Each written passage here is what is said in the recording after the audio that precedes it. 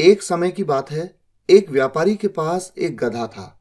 एक समय की बात है, इसके लिए बहुत ही कॉमन सा फ्रेज यूज करते हैं, once upon a time. Once upon a time. अच्छा, उसके बाद क्या कहा? एक व्यापारी के पास एक गधा था। व्यापारी को ट्रेडर कहते हैं और गधे को डोंकी कहते हैं। A trader had a donkey. अच्छा, यहां पर एक बड़ी इंटरेस्टिंग चीज देखिए, हम कहते हैं डोंकी, इसी तरह से एक वर्ड होता है मंकी। MONKEY होता है मंकी। मंकी मतलब बंदर। तो देखिए, कई बार क्या करते हैं लोग कि मंकी को मोंकी कह देते हैं और डोंकी को भी कई बार डंकी भी कह देते हैं। तो देखिए, सिंपल समझ लीजिए, ये मंकी है, मंकी, ये मोंकी नहीं है। और गधे को डोंकी कहते हैं, डंकी नहीं कहते। ठीक है, क्योंकि दोनों जगह पे DON आ रहा है, तो इसलिए थोड़ा कंफ्यूजन हो जाता है। दूसरा पॉइंट ये कि एक समय की बात है के लिए हमने कहा वंस अपॉन अ टाइम। और क्या क्या हम कह सकते हैं? हम कह सकते हैं there was a time. There was a time.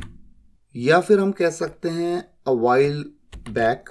A while back पुराने समय की बात हो रही है, क्योंकि जब हम कहते हैं एक समय की बात है, यानी कि एक बीते कल की बात है, तो अ वाइल बैक भी हम कह सकते हैं। हम कह सकते हैं in the past. In the past. तो ये कुछ बातें हैं, आपको पता होनी चाहिए।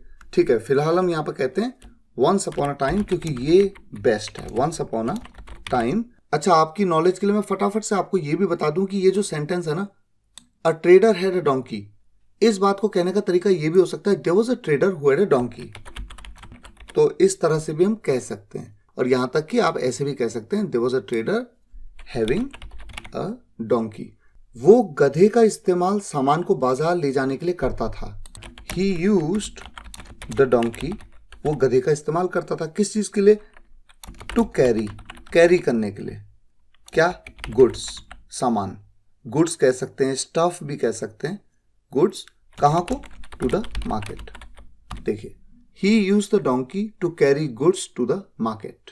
एक दिन वे एक नदी पार कर रहे थे, गधा फिसल गया और पानी में गिर पड़ा।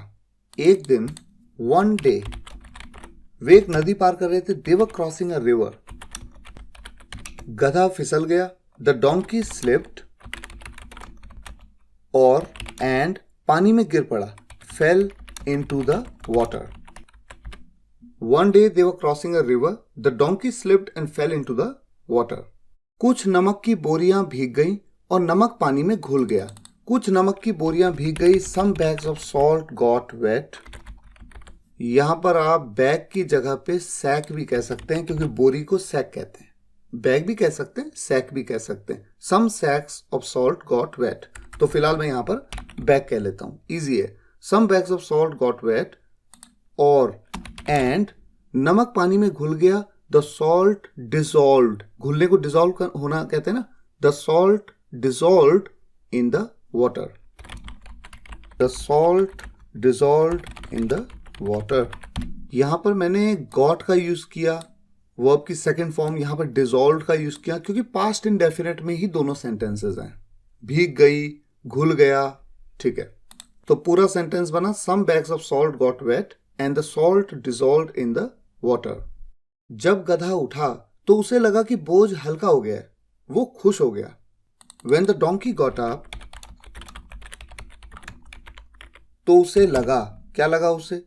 कि बोझ हल्का हो गया है। उसे लगा, he felt, उसे महसूस हुआ, that the load had become lighter.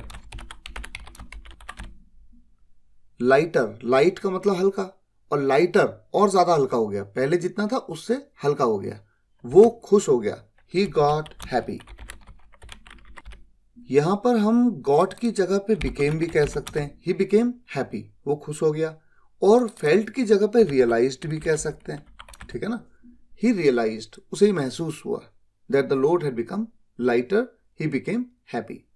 अगले दिन से गधा जानबूझकर नदी में गिरने लगा ताकि बोझ हल्का हो जाए। अगले दिन से, फ्रॉम द नेक्स्ट डे, गधा जानबूझकर नदी में गिरने लगा, यानी उसने गिरना शुरू कर दिया। किसने? डोंकी ने। द डोंकी स्टार्टेड, उसने शुरू कर दिया। स्टार्ट के साथ जो भी वर्ब आती है ऑब्जेक्टिव पार्ट में ING फॉर्म में आती है। गिरने को फॉल कहते हैं, falling. The donkey started falling, कहां पर? इनटू द रिवर, नदी में। कैसे? जानबूझकर, deliberately. From the next day the donkey started falling into the river deliberately. किस चीज के लिए? ताकि बोझ हल्का हो जाए। To make the load lighter, to make the load lighter. अच्छा, यहां पर मैं आपकी नॉलेज के लिए एक चीज आपको बताता हूं। जैसे लिखा है ना, ताकि बोझ हल्का हो जाए। ताकि, इस बात को कहने का तरीका एक और हो सकता है। कैसे? ताकि के लिए हम कह देंगे so that the load would become lighter. तो कहने के मल्टीपल तरीके हो सकते हैं। व्यापारी गधे की चाल समझ गया और उसे सबक सिखाने का फैसला किया। The trader understood the donkey's trick. The trader understood the donkey's trick. गधे की चाल ट्रेडर समझ गया और एंड उसे सबक सिखाने का फैसला किया। And decided to teach him a lesson. Simple. अगले दिन व्यापारी ने गधे पर नमक की जगह रुई ला दी। अगले दिन, द नेक्स्ट डे, व्यापारी ने गधे पर नमक की जगह रुई ला दी। The trader loaded the donkey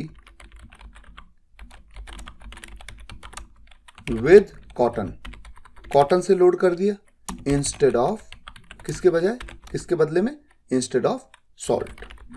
अच्छा, यहां पर एक चीज मैं आपको बता देता हूं। ट्रेडर की जगह पे आप मर्चेंट भी कह सकते हैं, क्योंकि जो व्यापार करते हैं उन्हें मर्चेंट भी कहते हैं। और दूसरी चीज कहने को तो यहां पर ऐसे भी कह सकते हैं, इंस्टेड ऑफ की जगह रादर देन सॉल्ट। ये सब चीजें आपने सीखी हुई हैं, क्योंकि रादर का भी यूज आप जानते हैं। या फिर आप रादर की जगह पे आप ऐसे भी कह सकते हैं, replacing salt. The next day the merchant loaded the donkey with cotton replacing salt. Salt को रिप्लेस करते हुए कॉटन का यूज करके उसने उसको लोड कर दिया। तो इस तरह से आप बना सकते हैं। गधा फिर से नदी में गिर गया, लेकिन इस बार रुई ने पानी सोख लिया और बहुत भारी हो गई। गधा फिर से नदी में गिर गया। The donkey fail into the river again. लेकिन इस बार, बट दिस टाइम, रुई ने पानी सोख लिया। The cotton soaked water. और बहुत भारी हो गई। And became very heavy. देखिए कितना अच्छा सेंटेंस बना। The donkey fail into the river again, but this time the cotton soaked water and became very heavy. गधे ने भारी बोझ उठाने में बहुत कठिनाई झेली और अपनी गलती समझ गया। उसने फिर कभी ये चालाकी करने की कोशिश नहीं की। गधे ने भारी बोझ उठाने में बहुत कठिनाई झेली, यानी उसने स्ट्रगल किया। The donkey struggled. The donkey struggle to carry, उठाने में ना, कैरी करने में, to carry the heavy load. The donkey struggle to carry the heavy load और एंड अपनी गलती समझ गया। Understood his mistake. उसने फिर कभी ये चालाकी करने की कोशिश नहीं की। ही नेवर ट्राइड, उसने कभी कोशिश नहीं की, दिस ट्रिक, ये वाली ट्रिक, अगेन। अच्छा, जैसे मैंने यहां पर कहा गधे ने भारी बोझ उठाने में बहुत कठिनाई झेली, तो उसने काफी स्ट्रगल किया। इस बात को कहने में ऐसे भी कह सकता हूं, झेलते हैं जब आप, यानी फेस करते हैं। क्या फेस करते हैं? डिफिकल्टी को फेस करते हैं। The donkey faced so much difficulty. ऐसे भी तो बोल सकता हूं, so much difficulty to carry the heavy load and understood his mistake. अब मैं आपके सामने होमवर्क के लिए एक सेंटेंस रख रहा हूं।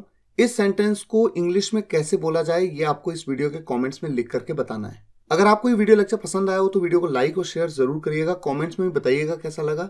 अगर आपने चैनल को अभी तक सब्सक्राइब नहीं किया है तो सब्सक्राइब कर लीजिए, ताकि कोई भी वीडियो आप मिस ना करें और कुछ ना कुछ आप सीखें, इंग्लिश में सक्षम बने।